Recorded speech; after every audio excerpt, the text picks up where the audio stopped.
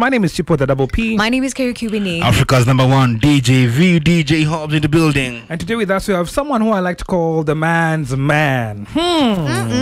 Looking dapper all day, every day. I've never known this man have an off day. Oh goodness. When it comes to, I've never known him to have an off day. And you know where I come from? What I'm saying, Ameva Airport. Ameva Airport. Ameva Airport. What do you mean? Meaning that even an insect, if it tries to land on that suit, it has slide here.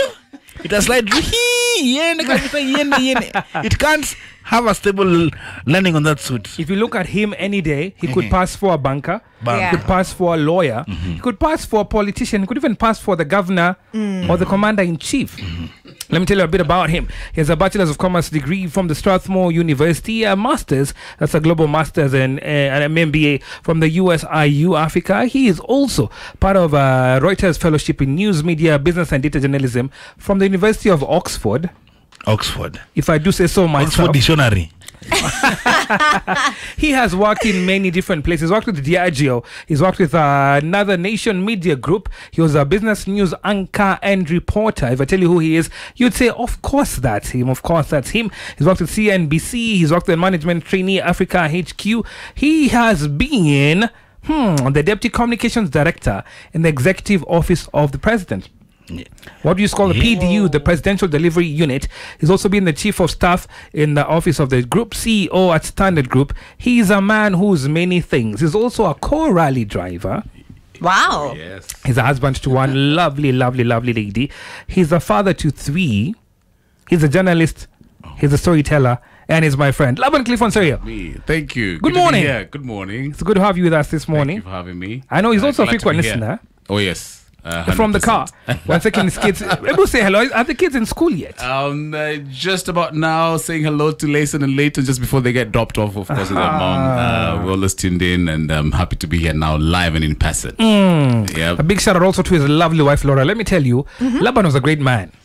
When he married Laura, he became an excellent man. Oh. He who finds a wife. What do you expect? I promise you. He who finds a wife He who finds a wife finds a good thing. 5 years. 5 years this past December, right? Is what better, excellent. Wow. So it's He been a gets good journey finer as well. and finer and finer. When people are married well, this is a man you want to look at. Oh. Hobbs, this is a man you want to look at. Hobbs, by See, the I'm way. looking at him already. Look at him. See, I'm looking at him. Yeah. Suti, kwanza lumesema Imagine. loe, He can look. Umesema suit in the airport. Suti Look at airport. this guy, man. To the airport. This By guy the told you he's a locally- pilot. Locally made. I need to give a shout Is out to it? Nicholas. Like proper tailor made, and I'm happy that we can get such great talent to actually do a nice fitting outfit. You don't have to import. Man, but stuff. Chipo, Yeah. don't import your suits. Suit is attacking at Dubois. Watch here about what Dubois. Laban is talk about all matters career, all about headhunting, and also how to excel in this trade. So, Laban, tell us about your career journey. Yeah. What was your first job up to where you are right now? Perhaps that would be a good way to start. So thanks for the profile. Actually looking at it, I'm like, wait, is that me? But That's it's you. true. We never look at the rearview mirror and reflect at how far we've come. And I'm grateful to God that that's an opportunity that I'm happy about, which is, started out at General Electric when GE was starting out here. GE, of course, they make the, engine, aircraft engines, also doing the healthcare facilities, the MRI. So it was a very, very interesting bit to be in GE at the time when GE was launching in Africa. And that time I was a management trainee. And I'm happy that I got really good bosses who kind of helped me springboard to where I'm at now, where they tell you, okay, you're passionate about this, go for this. GE was interesting. I'm happy to have sat in the bit about like CNBC again when CNBC is launching in Nairobi. Really good financial media house and growing across Africa. Nation Media Group, amazing place as a news anchor. And then of course that's a time now I kind of took a turn in the sense of I got an appointment to join government, and as media we'll ask what is the government doing, what is the government doing? So it was very interesting for me to sit in a space where sasa this is now understanding the ins and outs of government. And then of course most recently at Standard Group, what I would say is there was a really deep passion to just excel in the career bit and to stand out. So kama ni interview, kama leo basi nilikuwa naingia hapa mtanipea interview, I think maybe for dressing mungenipea how many marks? I think on a scale of 1 to 10, I'd give you a 12. So There we go. This is how that's a good conversation That's, starter. I mean, it is what it is. Asante. So I'm just saying in terms of like giving out an opportunity where you can say, okay, how do I stand out from the rest? So for me, I always like that thing we used to do we did in maths. It was like the outliers. You know, when you're doing the three kind of points and saying, okay, there's this one that is an outlier. Who's this person who's an outlier? So it actually is a book about being an outlier and how do you Malcolm stand Gladwell. out from the rest. Yep. And I'm grateful that be it through career, be it through whatever you do socially, be it through motorsports. I know not many people do engage in rallying because rallying is really a risky sport and people are afraid of it.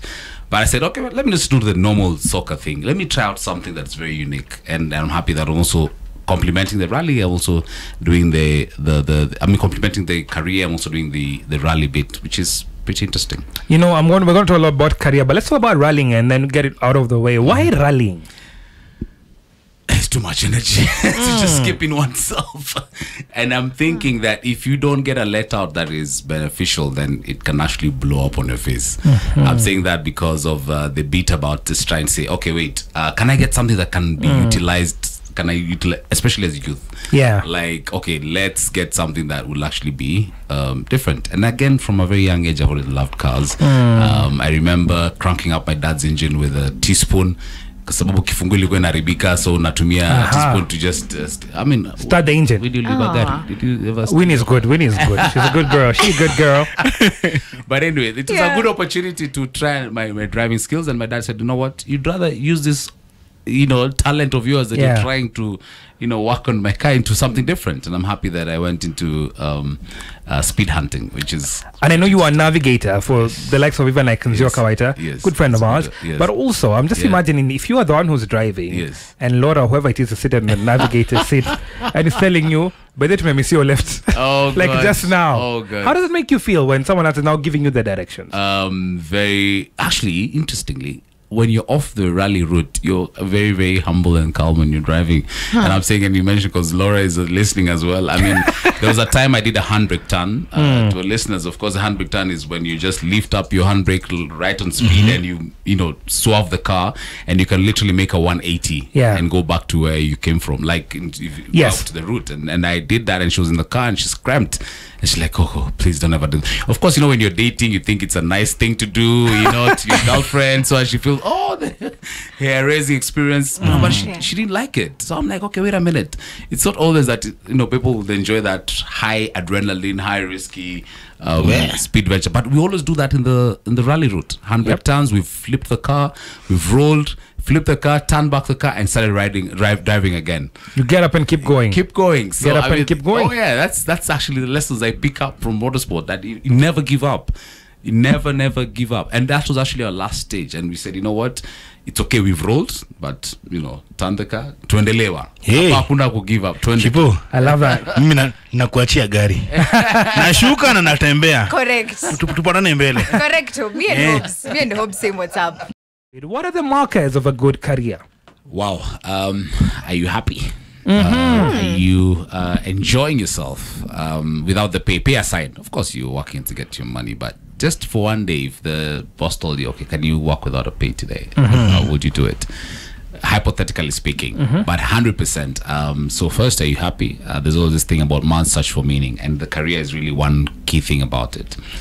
Second is, again, is it compensating you well enough to take care of your basic needs? Is it for you as a person or you as a family? Because, you assess that. But that's actually at a caveat, because there are times you take up a role that will actually help you springboard, and I mentioned about that, into something else. Like I mentioned about my government stint. For me, going into government was not necessarily to, make bucks or trying to really enrich yourself. I mean, you could do that, but hand yourself into the wrong people and get, and people actually say, it's about the experience actually that you go into government to understand how government works. You remember, like I said, being in media, you're like, okay, government, but now you're in the government, you understand protocol, you understand process, you understand systems, you understand how policies are made. So coming out here and jumping into private sector, you become like a headhunt, one of those guys down to be headhunted, because people say, okay, I want somebody who understands how private sector works, how government works, and maybe how NGO works. And that's actually something that was missing. So I feel like sometimes it might not also be about the money. It can also be about the experience that you're leveraging on, so that 2-3 years or 5 years down the line, it helps you springboard into something. You've heard of people who double salaries or who triple salaries, and you ask yourselves, how do they do that? Yeah. I mean, it's quite interesting. You know, when one of the first jobs I worked for, let me not say his name, but I worked for a very nice guy, and he asked me, how much do you need to survive? I was like, what do you mean? He asked me, how much do you need to survive? And this is could be about 7-8 years ago, and I needed 32,500 shillings to survive. But at that point in my life, that's how much I'd survive, right? Yeah. And so I think he paid me maybe like 40 or 50 at the time. But I met someone last week who needs, and he's a guy with one wife, 2 kids. Yeah. He needs about just short of 1 million shillings to survive. And I remember thinking, he told me this, and his words were verbatim, I'm telling you this, Baraka, because one day you'll get to where I am. And I was remembering, how was the guy for 32K? How will he get to become again for 1 million? So, Laban, how do you grow also in your career such that you're not the same guy earning 40K when you're 25 years old, and when you're 50 years old, you're not like 55K. How do you make that growth gradually, but then make it possible in a positive way? So I mean, quite interesting, and it's very possible. I mean, if you're listening, I mean, you're sitting there in your role and you're wondering, okay, well, how do I scale? How do I advance? There's no straight path into it. One thing that I know that I'm really trying to figure out and really leverage on, and one thing I've seen, is the beauty and the power of the word of mouth. And this is how your colleagues speak about you and how your boss speaks about you, because trust me, there's going to be reference checks. It's like, who's that who's applied? Please take them on. And in fact, there are opportunities where you're told, please apply for this role because I know you're good enough and I don't want to have you on the interview panel. So I think that is something that is really, really discredited. You work so hard on your social media and work so hard on your LinkedIn, which is the number one choice for any person who's looking to advance in their careers. But you forget that that reference check, that opportunities that, what will Baraka say about me? What will Winnie say about me? What will Vijay say about me? Hobbs? And I mean, there's a big opportunity there. So that is one. The second is, just trying to really advance yourselves. I went into Oxford because I knew when recruiters search you online and you've maybe nothing against Strathmore and USIU, 100%. I mean, but there's a big opportunity saying you went into an Ivy League, even if it's for a certificate course. First, Laban kama umeka Strathmore na USIU kando. Sasa watu KU. Watu wa KU. Watu wa KU says wako Google. Could the times, in fact, Google said they want to go in and do their talent headhunting from KU. From KU? Yes. Sana pia JQuat. JQuat, yes. So not too far out from the road. As you just say, by the way, Google is here and they're doing a massive recruitment. Guys, we need to go in. Wow. Because they know they're going to have the best engineers, they're going to have the best techies. So it's nothing about even the university. It's just about saying, okay, wait a minute. For me as a graduate, if I jump into one of those graduate recruitments, and by the way, guys, if these recruiters come, maybe people don't even want to come into this. It's not in their minds to actually say, okay, let me go for this talent. What do they call it? Talent camps, talent talks, career talks. Yeah. When in Campo, it doesn't look nice to go for this thing. It looks very boring. It looks very boring.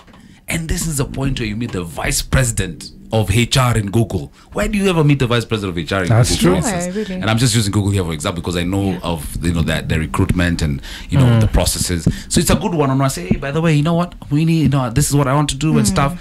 And that's actually an opportunity even before ahead of the interview, ahead of even application. So I think for me, it's the networks. Get a career that you're happy about. Get a career that you actually enjoy. I'm in a space right now at Kofisi, space where I have a small office and I interact with many other companies that are also there, which is now the opportunity about workspaces, centers of productivity. And actually, we're organizing an event on the 8th where we'll just be talking about headhunting. Yeah. To now bring in the recruiters, bring in the people who are applying for jobs, and bring in the business leaders. Now to say, okay, what is usually the issue? Why do you guys? How comes there's some people who are headhunted, and there's all these people who are applying for jobs and they never get jobs? So then the recruiter will tell us, okay, this is exactly what they're actually looking out for now from our perspective as headhunters, and saying, okay, by the way, craft your CV like this. Laban, first, there's what people are saying about you, but Yes. they say closed mouths don't get fed. What are you saying about yourself? There's so many people who don't tell people what it is that they do. Exactly. They're good at. What do you have to say about that? I mean, please leverage. I mentioned about LinkedIn. To be honest, I am big on LinkedIn. Why? Because first of all, I know there's a whole plethora of social media, TikTok, whatever, and stuff. 100%. It's a good opportunity to leverage off that, especially at this point in time when the government is talking about, bringing in jobs thanks to TikTok, Meta. The president is quite keen on that, But there's a big opportunity in saying that, hey, wait a minute, where can I profile my career? That can be good for your social media, your other social media channels. But LinkedIn for me, and stats from LinkedIn says that they're actually growing at 35% year on year in Africa. Wow. And the world is looking to Africa for the best talent. The Minister of Labor was in Saudi Arabia last week. Second time in just a year. Second time in Saudi Arabia. Why? Because there's a whole new city coming up in Saudi Arabia that's going to rival Dubai, and they're in need of massive talent. And they were saying, what, why don't you recruit Kenyans? Why don't you recruit Kenyans? So I'm asking myself, wait a minute, if I'm going to work in Saudi Arabia today, how do I need to make sure that my online profile or my social profile and the word of mouth to my colleagues and my bosses is going on? My former boss, the CEO of Standard Group Orlando, which is, if you want your next job, you do this job properly. Yep. Because this job is going to make sure that you're going to get your next job, which was very outstanding. And I said, oh, wait a minute, like that's that. actually quite good. If you want your next job, make sure you do this job. Yeah, properly. So don't struggle too much in applying, because people are like, hey, by the way, how's this guy? And you walk to them, so you're going to give a good referral, Kenyans are going to Saudi Arabia, really, and one of the things President Ruto is actually campaigning for, I don't know if campaigning is the word, he's been pushing for a lot of Kenyans to leave and work elsewhere. So Germany has come up, Saudi Arabia has been mentioned, I think Qatar has been mentioned as well. What do you take of this, sir? So I should actually put a disclaimer out there. I'm, pretty much taking interest in this labor issues because out of what is out there, and because of course being a recruiter and just trying to talk about looking at different opportunities out there. Yes, the government has taken concerted efforts into trying to really get talent, Kenyan talent, to really go out there into the world as a way of trying to mitigate against the joblessness. The unemployment in the country right now. So there's the nursing conversation in the UK. That's a huge conversation. That's really big. The nurses are really going out there, came to see how's that going to play out. There is the Saudi conversation, I should mention, not really house help. Like these are really graduates, top professionals who are going to help out establish the next Dubai. And you imagine how guys are ambitious. I mean, so you can imagine the level of talent they actually need on that. Put a pin in that. When we think about people going to the Middle East, what we picture them is going to be domestic workers, being construction workers, security guys, security guards as well. That's true. And there's not been good publicity coming out of those nations. That's true. That's for true. Sure. But I know, and based off on the first Saudi Arabia Africa conference that took place, and of course President Ruto attended the same, there was some sort of a conversation around future forward. How do we ensure that our relationship is actually country to country relationship can be better? And some of these labor issues are going to be spoken about, especially trying to really mop up these agencies that are taking people out there without clear approvals. Anyway, so that's Saudi, that's UK for the nurses, Saudi for across different organizations. The conversation is, and why I'm picking an interest in this, is for especially guys who just cleared school. KCC was just released the other day, last week. And then there's always this thing, okay, so what's next? What's next? And there was somebody else was just saying, like, I was watching something on Airbus engineering, and they were saying, guys, I feel like for the next 5-10 years we'll be such a great need of pilots, because they can see the order of planes coming into them. They're like, okay, yes, we have engineers, we have our own academy, but we really need a lot of pilots to actually go into this. So you ask yourself, okay, wait a minute, I scored this grade, and how do I ensure I can actually get into it? I actually got a friend in church, and he told me that, what, I really wanted to do medicine, but I did not get the qualification to study medicine. But this is what I did. I went in and started a diploma at KMTC, and I'm going to have an extra year. I think it's going to take about maybe 8 to 10 years to clear his degree, because now medicine will take you about 6-7 years, and then he has another 3-year diploma course.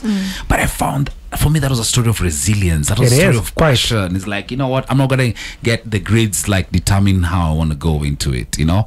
So I am actually a believer in that, and I'm quite keen on something on LinkedIn. It's called LinkedIn Catalyst, where it says that regardless of the bumps you go in through, it might be a career headwind, it might be, you know, firing, it might be job loss, it might be retrenchment, it might be like, you know, all those headwinds, there's always a success story behind it.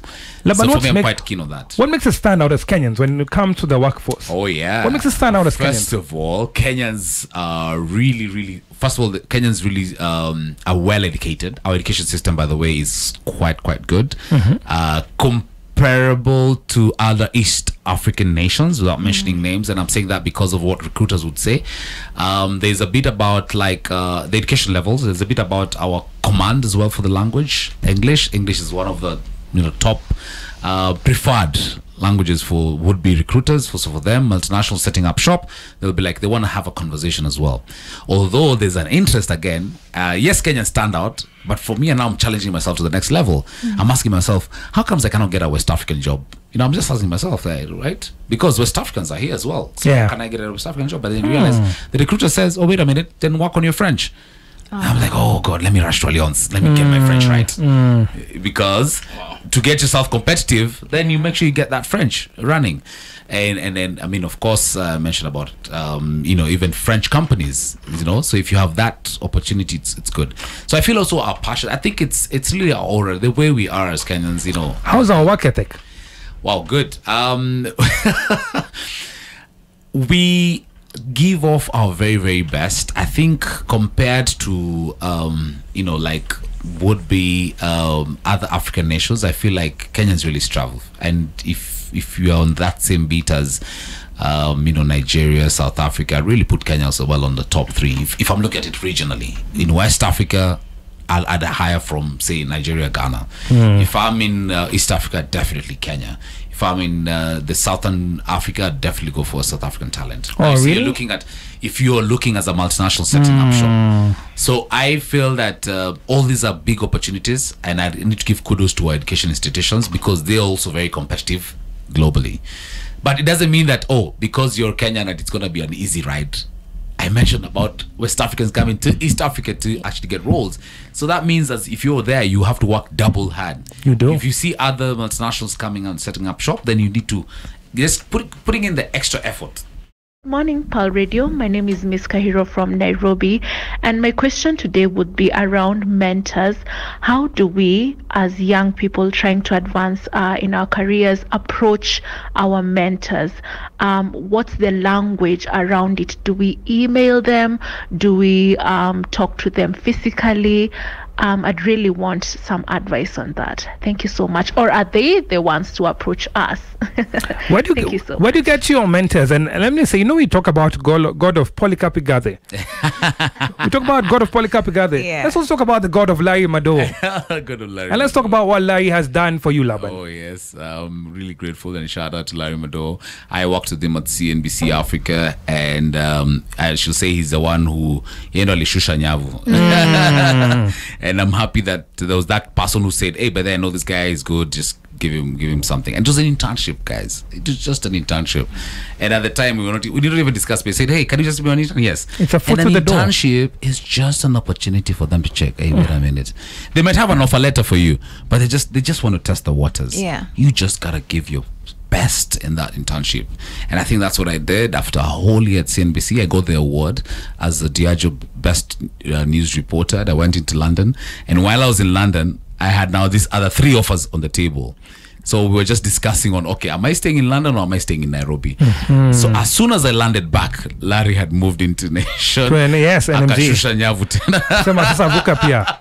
Vuka. So I should say there's a strong element on mentorship and role model bit. I should mention that I did not even know him even before his media circles. I just went, you mentioned our caller was Faith. Yeah. You mentioned Faith that can we just approach them? Yes, please approach them. I went to his Facebook account and inbox messenger the days and say, "Hi, my name is Laban. I worked at GE and I feel like I might have a chance in media, for instance. You know, something That's like that." how you touch base fast with Lai? Yes, On a sure. Facebook DM? Oh. Okay. Sure. It's just that, and it's like, okay. And by the way, so that speaks maybe into, because I know we get all those messages. We do, yeah. Sorry, nothing against Gen Zs, but guys, if you're messaging your mentors, I mean, proper English, proper language. If For you sure. learn Swahili and stuff, noise of sheng or slang or something, like, so that somebody can be able to paint an image of you even before they meet you. And that's very important because it's time. And it's time. I mean, you can imagine somebody's going on air and you know the beauty of a second on air and the beauty of a minute on Yep. air. So, I mean, this guy just stepped out of his on-air job and said, "Hey, we can meet for coffee at Ambank House somewhere and have a chat."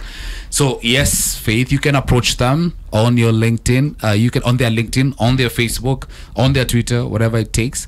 I also encourage you to, look out at events. We're having a chat with Barack, before this link, and you said, "Oh, wait a minute. If I know the would-be recruiter will be attending this event, Go for that event. be I'll be there." For instance, at Strathmore Business School, there was always this breakfast functions and dinners and stuff, and they always called on students to come and volunteer as ushers, as registration desk volunteers. And maybe people didn't want, campus days, man. Or like, what am I doing? Me, I'm wearing in white and black, just going to look like our waitress or waiter. I wouldn't do that. But I kid you not, I met many CEOs in those breakfasts and networked quite a bit. And that's how I got myself into GE. Because there's a whole, talent recruit. I mentioned about vice presidents attending. How would you know that if you don't come Go into there. these functions? And by the way, when you go in and you say you're attending as a guest registrar, you attend an event that the attendees are being charged 5,000-10,000. Yep. But you're attending for free. You are in for Yeah. free. Because you're there as a volunteer. Yeah. It might just be, just registration or gathering people's business cards. And that speaks into it. Actually, you look at the business card and say, "Oh, that's Baraka. He works for PAL Radio." I'm like, "Oh, wait, I've always wanted to work for PAL." That's Winnie. I'm like, that's Hobbs. I'm like, there's a big opportunity onto it. So there's really not a straight line into this thing, But what I'm saying is, because then what I'm speaking about is people always overly invest in the education, and all of us have it. If you look at the degrees that are out there, we all have the degrees, we all have the masterses, we all have the diplomas. So the question is, what makes you stand out? And that's what I'm saying. It is that person who goes the extra mile. It's that person who chooses to attend an event that starts at 6 p.m. and ends at 10 p.m. as opposed to going and sleeping, for instance. It's that person who wakes up for that breakfast meeting that's taking place. Those days used to be Hilton and, oh my goodness, And the Stanley and everything. Yes, and you just show up and you say, this event is starting at 6:30.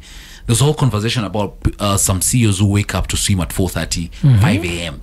and they have their breakfast at 6. And they're in the office at 7. They're like, and I'm asking myself, how do you get there? So for me, it's really the person who goes the extra mile. There's a conversation about golf. There's a conversation Yes. about how do you get yourself into the golf He's spaces. a golfer. Yeah, handicap Gani. Oops. I don't have handicap. Bado. I'm watching on a handicap. He's not But I play at handicapped. GP. Good stuff. Yeah, I play at Perfect. GP. Who is GP? Golf park, my brother. Oh, okay, I have no. Sure. GP is a medical term. Like GP karting, I don't know. I'm getting my handicap probably late this year. Please. I And love by it. the way, golf is actually, there's a big aura, and I'm saying that not because I'm a pro, but I'm just starting out. And golf bag, I've trained at Windsor, and I'm happy that Yen Africa has given us that Exactly. opportunity. I've tried to make this guy go for golf. Now you have to go for more than just a sport. Yes. Enjoying the whole walk around the greenery. It's just an opportunity to talk, because you're always in a 4-ball and you ask people, okay, guys, how are you going? Oh, wait a minute, we can actually be a fantastic 4-ball. Can we have a PAL Radio 4-ball sometime? We actually have Why? four. We need to pick it up. I guess. Yeah. It's a good opportunity. Yeah. You go around there and say, okay, what do you guys do? And you find people connecting beyond the papers. And if I would be the boss, I'd want to connect with my team beyond their degree. Very true. Beyond USIU, beyond Oxford, beyond who are they as a person, and for me that's the biggest thing. And I feel like I just mentioned, this can be golf, there's basketball, so I mentioned about the whole opportunity of the networking events, going the extra mile. There's conferences. I'm really happy about giving talks with students, and just hearing from them. I'll always recognize the student who asks the questions, of course, who follows you after everyone else has gone, and then they say, "Oh, by the way, Laban, thank you for this talk. Can I follow you on LinkedIn, or can I?" They want to go the extra mile. Yeah. And I feel like for me that getting yourself to be in that cutting edge or being that outlier is a really key thing. Laban, about land this plane before Hobbs and Winnie ask you a question each. Work-life balance. Wow. Is that a myth? Is there such thing as a work-life balance? I'll say it depends on which side you're looking at the crystal ball, to be honest, because that work-life balance comes in maybe when you're suffering burnout, and maybe what is the reason for that burnout? Are you enjoying the job? And I mentioned about the happiness bits, like what makes a good career is that, are you happy? And are you happy is in a lot of folds. Are you happy at home, and is your job impacting how you're happy and how you're relating with your colleagues, how you're relating with your spouse, or how you're relating with your mom, dad? So for me, the work-life balance really comes in the sense of just trying to see how do you just leverage off the work and using it for impact wherever you are. And that's why there's a bit about purpose, calling, and I don't want to get into that, but there's always a point. If you can just get work that augurs with your talent, work that aligns with your purpose, aligns with your calling, then that work-life balance really will not be the case. I know it's a corporate term that we use often to try and say to talk to HR to give them a chance to do something for. Of course, there should be policies about it, and I mentioned about Kofisi, to just have an environment, a work environment that inspires you, that makes you have an impact into what you're doing. So yeah, there is of course that conversation, but enjoy it. All right, final questions as we wrap up the conversation on headhunting. Is there times when the other new deal is too good that you have to think twice? And what should you be looking at? Because you don't also want to jump from one place to another every time a new opportunity comes. So how should you be handling that situations? Are there some red flags in headhunting? Yes. Maybe there are people who are just trying to, maybe where you are is actually better than the deal that is coming in. Yeah. Oh wow, thanks Winnie for that question, and I'm happy you said that, because I was once warned, and this came from none other than my spouse, that hey, it could be a broken sewer. If the grass is too green on the other side, it could be a broken sewer. Okay. So that's actually it's actually a fantastic question. To the extent where I was even warned, I was told, can you please look at their financial statements? Can you please look at who the board of governors, can you please go the extra mile and just check? Because I know obviously the conversation, hey, is how I'm offering you 3 times your salary. What are you doing? Please come, jump ship. And you've not researched on their work culture. Kumbi, it's a toxic work culture. You come in and everyone is just trying to backstab you because you've come in as one of their bosses, and maybe they know. In fact, colleagues would know. Oh, somebody has just been employed and they're on a triple on a double salary, for instance, because you've been headhunted.